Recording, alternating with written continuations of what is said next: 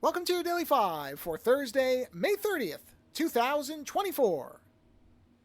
Now, I'm not going to pretend that I'm the first, 10th, 30th, 50th, maybe not even the 100th person to say this over the years, but I did want to talk about how Apple used to design things, as many other people have. Like I said, I'm not trying to pretend I'm on the bleeding edge of a controversial opinion here, but I was reminded of this because obviously there was that horrible crushed ad that Apple made and then semi apologized for and then released basically the polar opposite type of ad for because they clearly knew that they had screwed up. So there was that. And then I had seen an article about somebody who'd made this little case for the Apple Watch that basically made it into almost a little iPod phone. This little adorable thing. I don't know how to describe it. I'll link to it in the show notes. And it reminded me that one of the things, because at this point, Apple, if they're not the best computer manufacturer in terms of hardware in the world, they're certainly up there in terms of the quality of their products. I don't think many people would honestly dispute that. And so they've got that part locked in between Apple Silicon and the way that they make their products last and their support for them.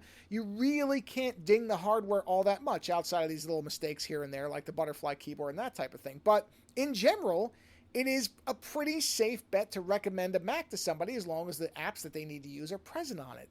And you could say the same thing about the iPhones. And I've talked about the fact that the iPad is regrettably the far and away best tablet you could possibly have. There's no competition there, as we keep seeing by the fact that they release better hardware with the same OS that can't take advantage of it. But the one thing that Apple has really failed at, and I've mentioned variations on this in the past, so again, this is not even a new idea for me, but it just really kind of, when I saw this little watch case that this person had made, it really reminded me that Apple has virtually lost all the whimsical design they used to do. I don't know how many people and how old everybody is, but I remember the first Macs I ever used were the big, I don't remember which generation they were, but the big, they called them the Bondi Blue iMacs, where they had these, or maybe they weren't even iMacs at that point, I don't remember, but they had these big colorful shells, and then there was the part where they made the snowball with this head with a monitor on it that swiveled around.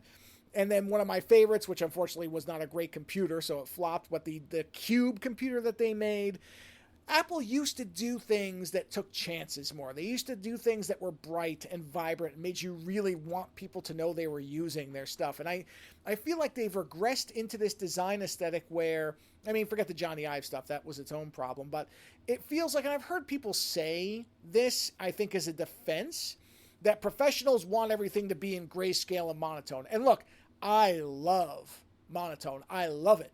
But at the same time, color is good. Having some things that stand out about your products is good. Everything being some shade of gray, and even their colors with most of their products aren't really colors. They're just kind of light shading on dark gray. Outside of, I think, the iPhone, maybe the iPhone, the ones that don't have any type of moniker, not the Pros or whatever, but the lowest ones. I think maybe the SEs have some color in them still. But that's really kind of it. Everything else is some variation on gray. Even their Midnight is just kind of a dark gray, bluish color. I don't even know what you would call it. There's the rose gold, but even that is barely even gold, really. It's everything is just kind of a muted version of what you would expect the color to look like. And I do miss that Apple used to make this stuff because, again, they've got the hardware side pretty locked down. So why not start injecting a little bit more life and interest? I mean, lots of people put stickers and cases and debrand things and these carved cases with these bright colors on them. So obviously there is a desire for this stuff. So why doesn't Apple do it?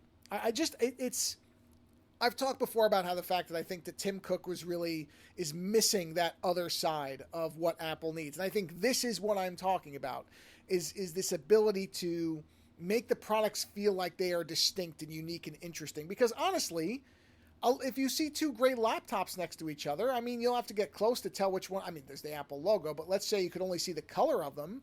There's lots of copycats of them, and part of the reason for that is they're easy to copy because there's not much to them.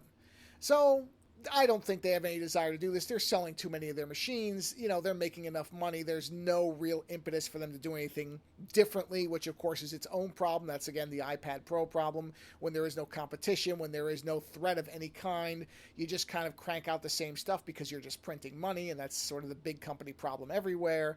But it does make me miss the days when Apple did weird stuff, even if it didn't work. And I don't know if those days are ever going to come back. They're probably not. There's too much money in doing what they're doing. But I do miss those days, and I wouldn't mind if they came back later.